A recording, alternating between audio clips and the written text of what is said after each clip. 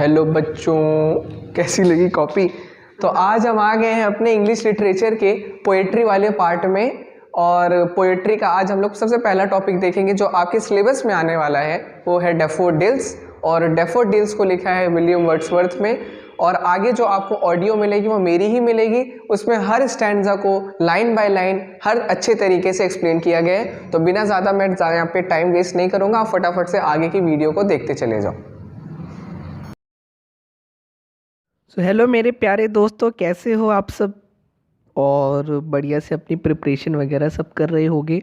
तो अभी तक हमने अपनी शॉर्ट स्टोरीज सारी देख ली थी, और ये जो इंग्लिश की एक सीरीज़ चलती चली आ रही है इंग्लिश लिटरेचर की और ड्रामा की, अब उसका हम दूसरा पार्ट यानी कि पोएम देखने वाले हैं। हम पोएम में आपकी सिलेबस में 5 पोएम्स ही हैं, 5 चैप्टर्स ही हैं पोएम की। तो उनमें से पहला चैप्टर है आपका डैफोडिल। और पहले मैं थोड़ा सा इंट्रोडक्शन दे ही चुका हूँ, तो ज़्यादा बिना बात की हम लोग डायरेक्ट पोएम पे आते हैं। पोएम है डैफोडिल्स। डैफोडिल्स लिखी है विलियम वर्ड्सवर्थ ने, जो कि बहुत फेमस इंग्लिश लिटरेचर राइटर हैं। और मतलब अपने जो एरा के, अपने टाइम के बहुत ही मशहूर राइटर रह चुके हैं। तो ये थोड़ा सा बैकग्राउंड भी इसका समझ लेते हैं क्या था। एक बार क्या हो रहा था, ये अपनी बहन के साथ जा रहे थे किसी जंगलों के बीच में। तो इन्होंने जब इधर उधर टहल रहे थे, तो उन्होंने एक बार की ग्लैंस में, मतलब एक बार जब उन्होंने अपनी आंखों से देखा, तो उन्होंने देखा कि पूरा डैफोडिल्स का एक पूरा झुंड भरा हुआ है, हर जगह डैफोडिल्स ही डैफोडिल्स। तो वहाँ पे जब उन्होंने देखा, वो उनको इतना प्यारा व्यू लगा, इतना ब्यूटीफुल सीन लगा कि उन्होंने सोचा अब तो इस पर एक पोएम लिखना तो बनता ही है। और उन्होंने 1804 से लेकर 1807 तक में ये पोएम लिखी, और ये वर्ल्ड वाइड अब फेमस है, इवन आपके सिलेबस में भी इंक्लूड हो गई है। तो चलो अब शुरू करते हैं सब स्टैंडर्ड वाइज एक्सप्लेनेशन, ठीक है। I wandered lonely as a cloud that floats over high over vales and hills. मतलब मैं बादलों की तरह भटक रहा था घाटियों में, हिल्स के ऊपर, पहाड़ों के ऊपर। When all at once I saw a crowd, जब अचानक से मैंने एक भीड़ देखी। A host of golden daffodils beside the lake, beside the trees. मुझे एक क्या झुंड मिला, पूरा गोल्डन डैफोडिल्स का। बहुत ही प्यारा फूल होता है, खुशबूदार होता है, येलो कलर का होता है। तो इन्होंने देखा कि एक पूरा पूरा पूरा बड़ा सा झुंड था डैफोडिल का, जो कि लेक के साइड साइड में भी था, पेड़ के नीचे था। मतलब उस पार्ट में हर जगह डैफोडिल फैले हुए थे। Fluttering and dancing in the breeze, मतलब जब हवा चल रही थी तो ऐसे अपने गर्दन को हिला रहे थे और झूम रहे थे खुशी से, ठीक है। अब नेक्स्ट पैरा पे आते हैं। नेक्स्ट पैरा क्या है आपका, continuous as the stars that shine and twinkle on the Milky way.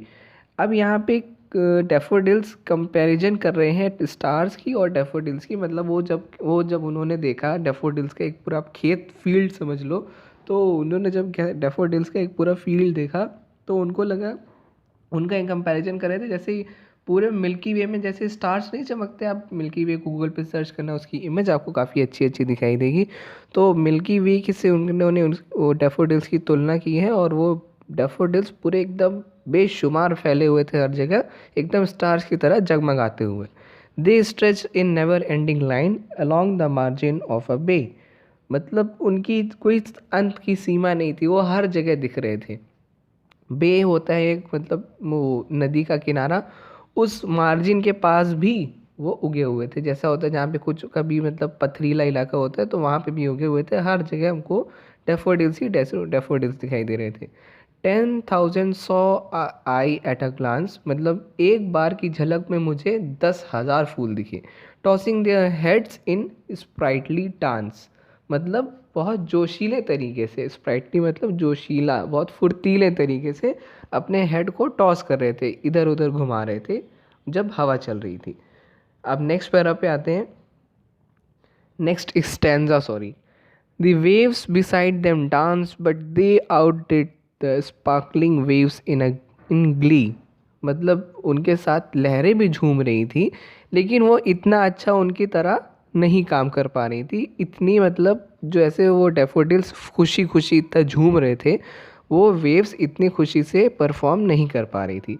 A poet could not but be gay in such a jocund company.